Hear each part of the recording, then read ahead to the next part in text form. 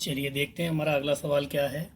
सभी बच्चे ध्यान से देखिएगा कि आपको दिया गया है किसी लेंस की वस्तु की लंबाई तथा उसके प्रतिबिंब की लंबाई में 1:4 का अनुपात है। 1:4 का अनुपात है किसमें? किसी लेंस की वस्तु की लंबाई तथा उसके प्रतिबिंब की लंबाई में 1:4 का अनुपात है। इस दशा में u तथा v में अनुपात बताइए। u तथा v में अनुपात बताइए। देखिए दिया क्या है, तो दिया है आपको, तो आपने पढ़ा होगा कि प्रतिबिंब की लंबाई बटे वस्तु की लंबाई पढ़ी थी आपने। दिया क्या है आपको? वस्तु के प्रतिबिंब की लंबाई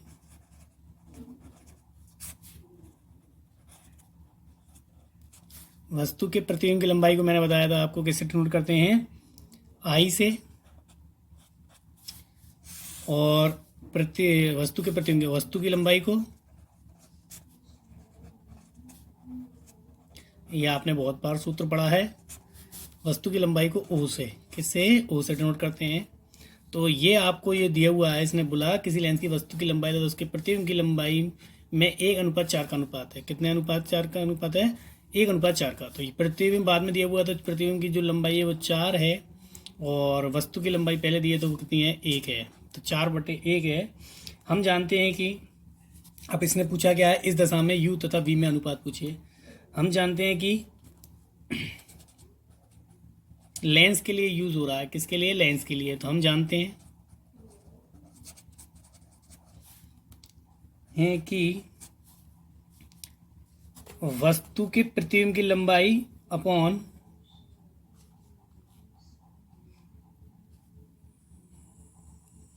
वस्तु, मतलब हम जानते हैं कि, देखिए हमने जानते हैं क्या, I/O is equal to V/U। ये बहुत बार आपने पढ़ा है, ठीक। तो यहाँ पर हम इसको इस तरीके से लिखते हैं। देखिए क्या है ये, इसलिए तो 4:1 V/U, ठीक। अब यहाँ से U अनुपात V आपको निकालना है। इस दशा में U तथा V में अनुपात बताना है। तो U अनुपात V जो होगा आपका वो क्या होगा? U अनुपात V क्या होगा आपका? 1:4। यही आपको ज्ञात करना था। समझ में आ गया होगा सभी को, किसी बच्चे को कोई डाउट नहीं होगा। इसके बाद अगला सवाल है हमारे पास, दो पतले लेंस जिनकी क्षमताएं +3.5 डायोप्टर तथा -2.5 डायोप्टर है एक दूसरे के संपर्क में है। इस लेंस से संयोजन क्षमता तथा फोकस दूरी ज्ञात कीजिए। देखिए संयोजन क्षमता तथा फोकस दूरी ज्ञात करनी है।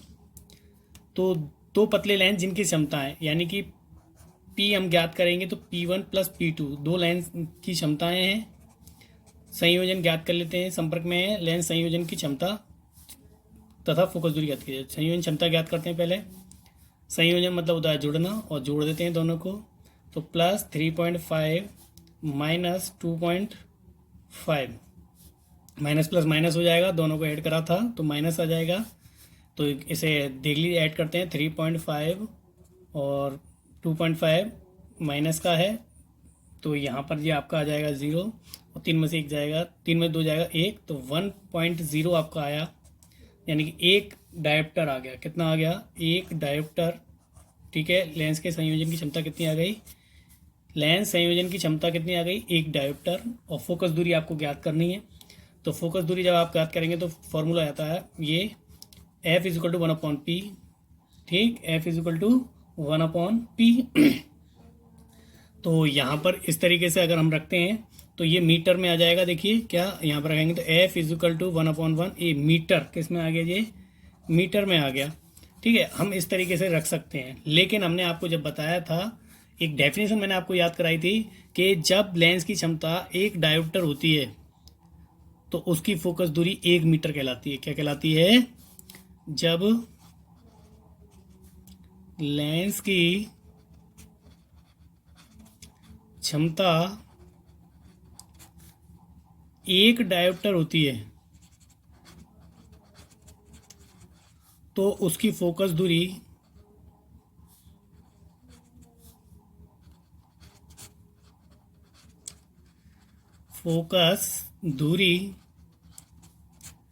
1 मीटर कहलाती है।